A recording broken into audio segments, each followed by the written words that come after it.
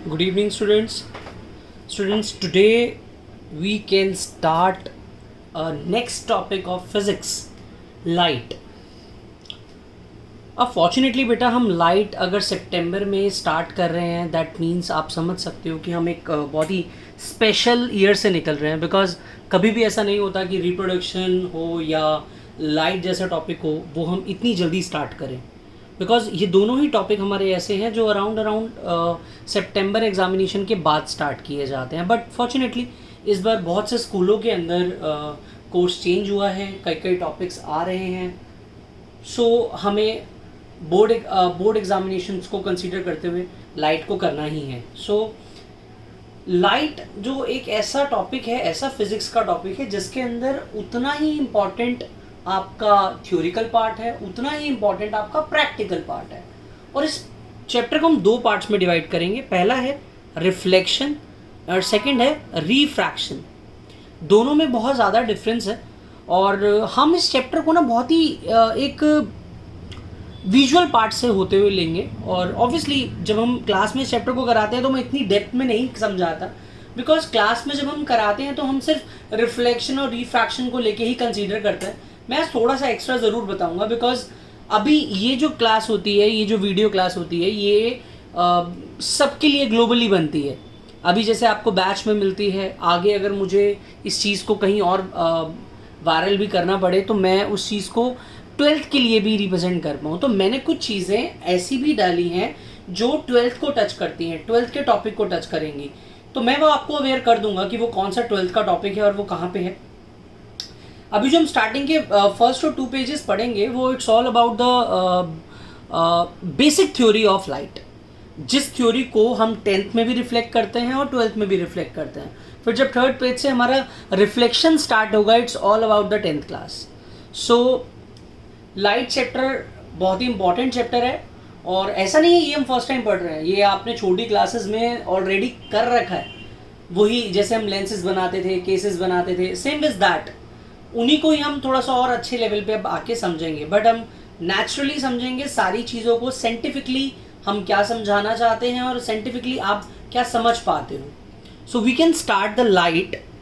Light is a form of energy which produce the sensation of vision in us. मतलब वैसे तो मैं light की बहुत इजी सी डेफिनेशन भी दे सकता था, ये भी इजी ही है, बट मैंने जो डिफाइन करने की कोशिश की है वो थोड़ा सा एक अच्छे लेवल पे की है कि light is the form of energy which produce the sensation of vision in us. कि सम टाइम ऐसा नहीं होता कि लाइट बहुत अच्छी है और हम चीज़ों को रिप्रेजेंट नहीं कर पाते. आइज़ के लिए दो चीज़ों का मैंडेटरी होना it is compulsory. It is compulsory because एक सनलाइट जिसको हम कह सकते हैं एक आर्टिफिशियल लाइट और एक हमारी ह्यूमन आई. ह्यूमन आई के अंदर भी ये कैपेबिलिटी होनी चाहिए कि वो लाइट को जजमेंट कर पाए.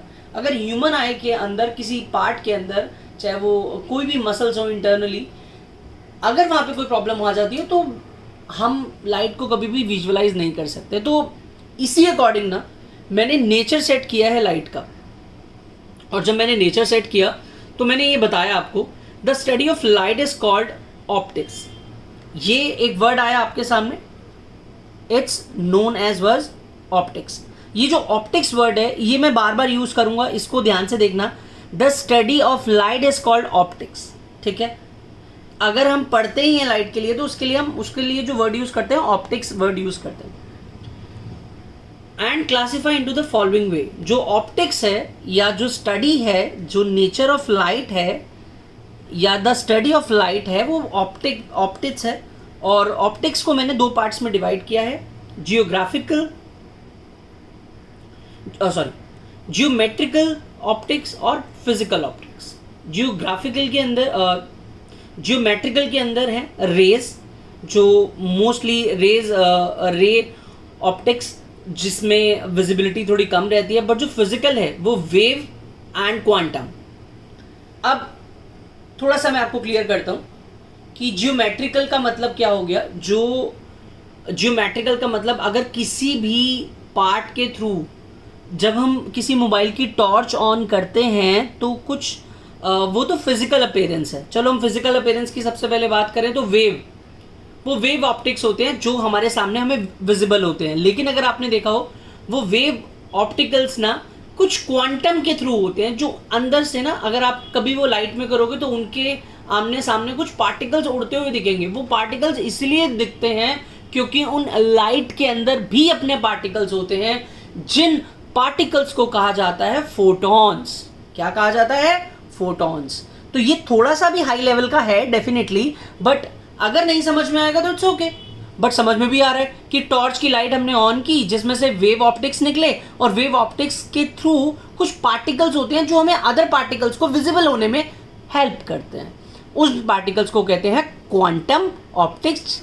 क्वांटम ऑप्टिक्स का मतलब ही अभी हम जब पढ़ेंगे तो हमें समझ में आएगा। वो फोटॉन्स की बात कर रहे हैं, छोटे छोटे फोटॉन्स की। पहले अब हम इसकी बात करें, जियोमेट्रिकल ऑप्टिक्स का मतलब हो गया रे ऑप्टिक्स, जो इजीली सनलाइट के थ्रू, जो बहुत बड़ी बड़ी रेज के थ्रू जनरेट किया जाता है।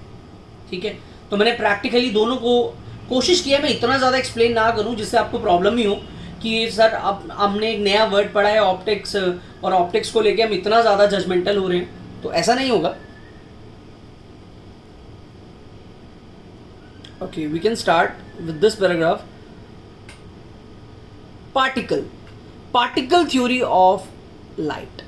अब ये जो पार्टिकल थ्योरी है, पार्टिकल थ्योरी मैंने आपको क्लियर कर दिया है। जो वेव के थ्रू हमें फोटॉन्स दिख रहे हैं, एक छोटे छोटे कंटेंटिमिनेंट पार्टिकल्स को ही हम पार्टिकल्स कहते हैं। पार्टिकल थ्योरी ऑफ लाइट क्या है, ये मैंने 2 पैराग्राफ में शॉर्ट करने की कोशिश करी है, और आई होप कि मैं इसको बहुत अच्छे से कर पाया हूँ। और मैं तो कर पाया हूं, बट आपके माइंड में अच्छे से जाती है नहीं जाती, it is the main one. Light is a composed of particles which travel a straight line at a very high speed. Light एक कंपोज पार्टिकल से बनती है। उस पार्टिकल्स के अंदर हमारे वो पार्टिकल्स ट्रेवल करते हैं एक स्ट्रेट लाइन के अंदर बहुत ज़्यादा हाई स्पीड पे।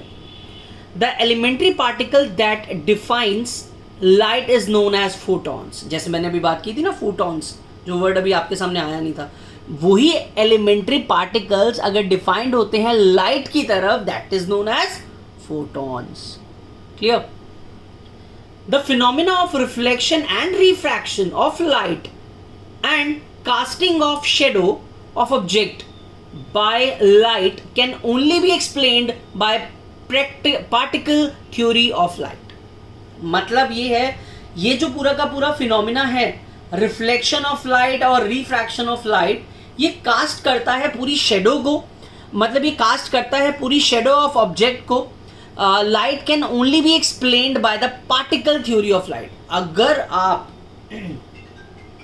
लाइट को एक्सप्लेन कर सकते हो तो वो सिर्फ और सिर्फ एक ही थ्योरिकल पार्टिकल से कर सकते हो, और उस थ्योरी पार्टिकल का नाम क्या है? सिर्फ particle theory of light. Means particle theory of light ही एक तरीके का रिफ्लेक्शन और रिफ्रैक्शन है। वो तो एक अलग बात है कि हमने 10th लेवल पे रिफ्रैक्शन और रिफ्लेक्शन को अलग अलग पढ़ना है। ठीक है, तो होपफुली मैं इस पार्ट पे थोड़ा सा आपको शॉर्ट कर पाया हूँ। ठीक है, फिर भी अगर नहीं कर पाता तो call me any time, because अगर जो बच्चे आगे के लिए साइंस लेना चाहते हैं तो उनके लिए बहुत ज़रूरी है ये टॉपिक। जो नहीं लेना चाहते इट्स ओके, क्योंकि आगे से वो टॉपिक स्टार्ट होंगे जहाँ पे आपको थोड़ा सा स्ट्रेस डालना है। ये पेज मैंने थोड़ा सा और डाला है, मतलब अल्टीमेटली ये टॉपिक, क्योंकि मैं नाम दे चुका था वेव थ्योरी का और क्वांटम का, तो इसलिए आई वांट कि मैं उसको डालूं। वेव थ्योरी बहुत सिंपल है। According to the wave theory, light consist of electromagnetic waves. The light waves travel with a very high speed, जिसको हम कहते हैं 3 × 10⁸ metre per second in vacuum. बहुत सिंपल, ध्यान से सुनना भाई। जो लाइट ट्रेवल करती है वो वेव के थ्रू करती है, और लाइट का एक स्पीड है जो हम बचपन से पढ़ते आ रहे हैं, 3 × 10⁸ मीटर पर सेकेंड। अब जब वेव थ्योरी का नाम लिया तो उसमें कंसिस्ट कर दिया एक word, electromagnetic wave. And thank God कि इलेक्ट्रोमैग्नेटिक वेव अभी आया है, क्योंकि हम magnetic effects of electric current पढ़ चुके हैं। तो इलेक्ट्रोमैग्नेटिक वेव का मतलब आर्टिफिशियल वेव जो हमने क्रिएट की हैं। जैसे हम आईफोन में क्या देखते हैं, जब हम उसकी टॉर्च ओपन करते हैं तो हमारे पास ये कैपेसिटिव बटन होता है कि हम उसकी टॉर्च को ज़्यादा कम कर पाएँ। नॉर्मली और फोन्स में नहीं होता, बट आईफोन में ये चीज़ होती है कि ज़्यादा कम टॉर्च को कर पाए। तो वो क्या है, एक इलेक्ट्रोमैग्नेटिक वेव है जो हम अपने अकॉर्डिंग चेंज कर पा रहे हैं। This is known as wave theory of light. Clear? Now we can discuss modern quantum theory of light. Actually quantum theory पे बेस्ड बहुत कुछ है, क्योंकि ये जो क्वांटम वर्ड है ना, क्वांटम के ऊपर फिजिक्स में इतना बड़ा सब कुछ है ना 11th-12th में, तो आपको समझ में आएगा, इसलिए मैं ज़्यादा आपको वो चीज़ नहीं बता रहा। तो हम डायरेक्टली कंसंट्रेट करते हैं modern quantum theory of light. According to this theory light has a dual nature. अभी अगर माइंड में डाल लोगे ना बेटा, लाइफ टाइम अगर किसी भी बच्चे ने साइंस ली, बेटा फर्स्ट मतलब 11th-12th BSc first year, second year, third year, या कोई भी आप इंजीनियरिंग करते हो, वहां आपको ये टॉपिक क्वांटम थ्योरी टकरेगा ही टकरेगा। तो अभी अगर माइंड में डाल लिया ना, कभी निकलेगा ही नहीं, और बड़ा इजी है। Modern quantum theory of light, according to this theory light has a dual nature. Light exhibits the property of both wave and particles. Light exhibits the property of both wave and particle. Light is emitted और observed as a particle and light propagates as a wave. अब ध्यान से सुनना, क्योंकि मैं अगर इससे ज्यादा लिखता ना, तो अभी 10th में इतना ज्यादा है नहीं, तो वो ज्यादा हो जाता। पहली चीज माइंड में डालनी है, ये ड्यूल नेचर है। ड्यूल नेचर का मतलब क्या होता है कि दो चीजें आपस में कोऑर्डिनेट करती हैं एक साथ। Light exhibits property of both wave and particle. अभी आपने देखा, आपने वेव भी पढ़ ली है और फोटॉन्स की थ्योरी भी पढ़ी, कि जो वेव के साथ साथ फ्यूटॉन्स आते हैं, वो एक तरीके का क्वांटम है। और लाइट इज एमिटेड और ऑब्जर्व। लाइट एक तरीके का निकालना और ऑब्जर्व करना भी एक प्रोसेस है। जब ये दोनों प्रोसेस एक साथ होती हैं, उस प्रोसेस को क्वांटम थ्योरी ऑफ लाइट कहा जाता है, या modern quantum theory of light भी कहा जाता है। मतलब इन दोनों चीजों को प्रोपोगेट करके एक वेव का दिखना, एक वेव का विजिबिलिटी होना ही आपस में मॉडर्न क्वांटम थ्योरी है।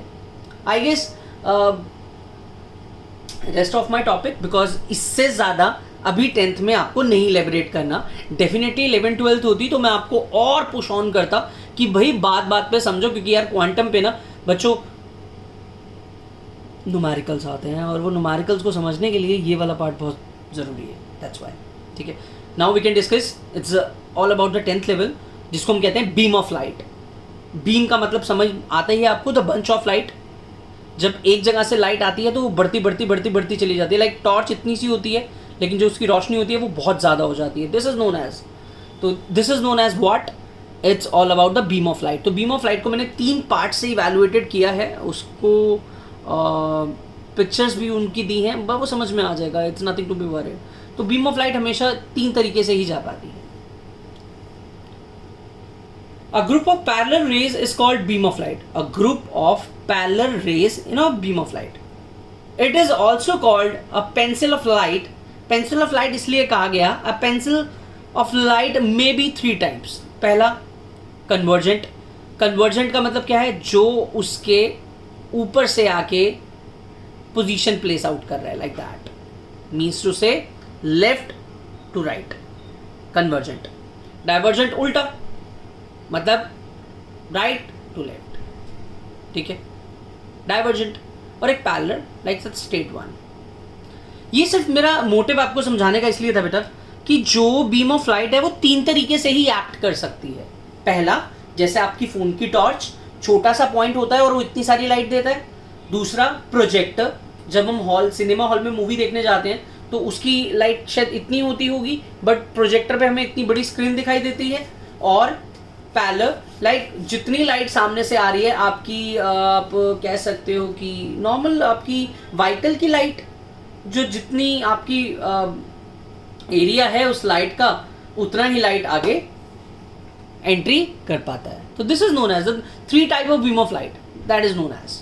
ठीक है, तो now we can start with the next page, और जैसे मैंने कहा कि 3rd पेज से आपका कंटेंटमेंट टॉपिक स्टार्ट है जो आपकी क्लियरली 10th को रिफ्लेक्ट करेगा. Now we can discuss reflection of light. और आज हम रिफ्लेक्शन का ऑलमोस्ट इंट्रो ऐसा कर देंगे जो आपको नेक्स्ट क्लास में एक हम लेवल पे लेके जाएंगे बेटा, क्योंकि reflection of light topic interesting है, मज़ेदार है, तो उसको हम एक बार इंटरेस्टिंगली डन करते हैं. The process of bouncing back, notice that the process of bouncing back of light in the same medium on striking the surface of any object is known as reflection of light. तो reflection of light की the best definition है, best definition, क्योंकि आपको reflection of light की बहुत सारी definition मिलेंगी. जो मैंने इस टाइम लिखी है वो बेस्ट इसलिए है क्योंकि बहुत इजी है, सॉर्टेड है, पूरे मार्क्स मिलेंगे और एक्चुअल में अपनी लगती है. मीन्स जो भी आप करोगे बुक की, वो बुक की लैंग्वेज में चली जाती है और वो कहीं ना कहीं में प्रॉब्लम सॉल्व करती है. तो इसीलिए like the process of bouncing back of light in the same medium on the striking of surface of any object, it's known as what? A reflection of light. Now the reflection of light is the two-way. The reflection of light is the two-way. The first one regular and the second one irregular. अब reflection of a regular और reflection of irregular का मतलब जो है वो थोड़ा सा differ है, क्योंकि रेगुलर के लिए स्पेकुलर वर्ड यूज किया गया है और इनरेगुलर के लिए डिफ्यूज्ड. तो वो डिफ्यूज्ड कैसे होता है और वो स्पेकुलर कैसे होता है, we can discuss with the differentiate stuff. मैंने इसको डिफाइन किया है डिफरेंशिएट स्टफ में कि अगर चलो हमारा 1 या 2 नंबर का क्वेश्चन अगर जनरेट हो जाए तो हम उसको भी मिस ना करें. With the diagram also, this one,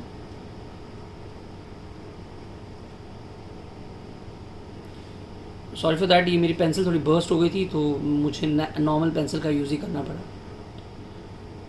okay, regular. The law of reflection are valid, ध्यान से, the law of reflection are valid only in regular reflection. ये जो लॉज ऑफ रिफ्लेक्शन है, लॉ क्या है कि एक रे जाएगी डायरेक्टली उसी रे के अंदर वापस जाएगी, तो वो जो है वो सिर्फ वैलिड है रेगुलर रिफ्लेक्शन में. It is the regular reflection that makes object visible. उसी ऑब्जेक्ट के थ्रू हम अपने ऑब्जेक्ट को दोबारा देख पाते हैं. यार बहुत सिंपल सी चीज़. Reflection of light is a regular reflection because आप अगर अपनी इमेज को देखना चाहते हो तो मिरर सामने क्लीन हो और स्ट्रेट हो तो आप अपनी इमेज को ईजिली देख पाओगे और उतना ही देख पाओगे जैसी आपकी इमेज है. बट ऐसे भी मिरर्स हैं जहां आपकी कन्वर्टेबल इमेज हो जाती है, या जिसे हम कह सकते हैं इनरेगुलर या डिफ्यूज इमेज भी हम क्रिएट कर सकते हैं. लाइक इन इज दैट कि जब एक मैंने प्लेन मिरर लगाया, प्लेन मिरर के अंदर मैंने एक रे ली जो इंटेंशनली ली, वो रिफ्लेक्ट होके अपने पार्ट पे गई लाइक दिस, तीनों की रिफ्लेक्टिंग रे रह गई. अब जब हम कोई रे अपनी इंटेंशनली लेते हैं तो उसको कहते हैं incident ray. Clear? Incident ray बाद में टकराने के बाद हो जाती है रिफ्लेक्टेड रे. मतलब रे के नेम चेंज हो गए, इंसिडेंट रे, रिफ्लेक्टेड रे. ये जो बीच में मैंने एक डॉटेड लाइन ली है, ये एक इमेजिनरी लाइन है.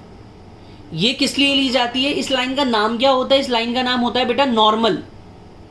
ये इसलिए ली जाती है एंगल ऑफ इंसिडेंट और एंगल ऑफ रिफ्लेक्शन को हम शो कर पाए, नथिंग एल्स.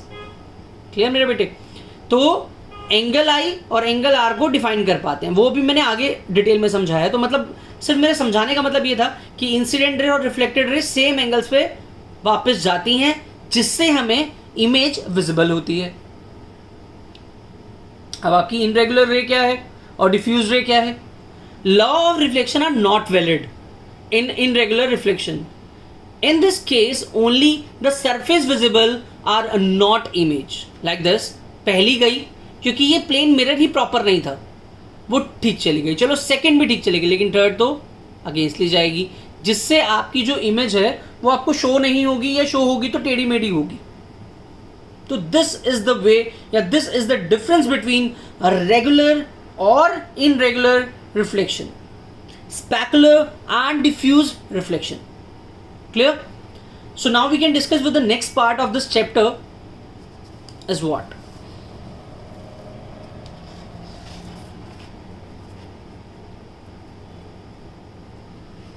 ओके इस पेज में काफ़ी सारी कुछ था, तो तभी मेरी राइटिंग थोड़ी सी like this. So some important terms used in the reflection of light. कुछ ज़्यादा ही ज़रूरी इंपॉर्टेंट टर्म्स हैं. दैट्स वाई मुझे ये एक ही पेज में सॉर्ट करना पड़ा, बिकॉज अगर दूसरा पेज लेता तो वैसे ही बस बच्चों के माइंड में आता कि सर आज तो 5 पेजेस के नोट्स आ गए लाइक दैट. तो इसलिए मैंने थोड़ा सा कंबाइल्ड करके इसको सॉर्ट किया. Now let us consider the reflection of light by the plane mirror as the diagram. This is the plane mirror one. ये एक plane mirror लिया मैंने without scale, sorry for this. एक रे गई इस पे, इस रे को मैंने नाम दिया इंसिडेंट रे, और जो रे बाहर आई इसको मैंने कहा रिफ्लेक्टेड रे. ये री क्लियर. ये मैंने पूरे का नाम लिखा है रिफ्लेक्शन ऑफ लाइट फिनोमिना या reflection of light plane mirror. तो इसके बीच में एक इमेजिनरी लाइन ली जिसको मैंने क्या कहा नॉर्मल, और यहाँ पे एक एंगल बना किसके बीच में ओ ए और एन के बीच में जिसको मैंने कहा एंगल आई, और एक एंगल बना एन ए बी के बीच में जिसको मैंने कहा एंगल आर, क्योंकि ये रिफ्लेक्टेड रे थी और ये इंसिडेंट रे थी. तभी अब इन सब के बेसिस पे ही मैंने टर्म्स बनाई हैं, तो इतनी कोई प्रॉब्लम होगी नहीं आपको. पहली जैसे इंसिडेंट रे, इसके बारे में पढ़ते हैं हम. Any ray of light that strikes the reflecting surface is called reflected ray. जहां पे मैंने जो बनाई है वो O A is the incident ray. O A is the incident ray. Clear. Now point of incident.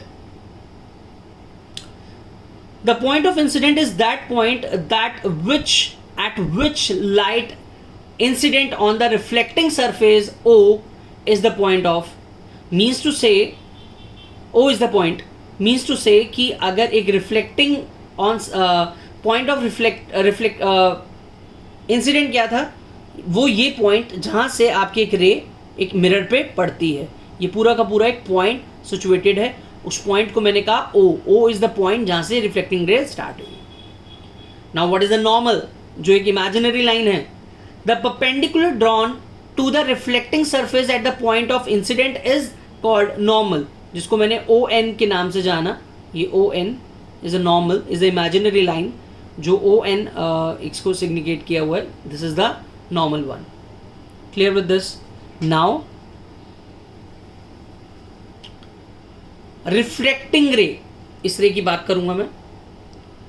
The ray of light which is turn back after reflecting into the same medium in which the incident ray या incident light is travelling called reflective रे.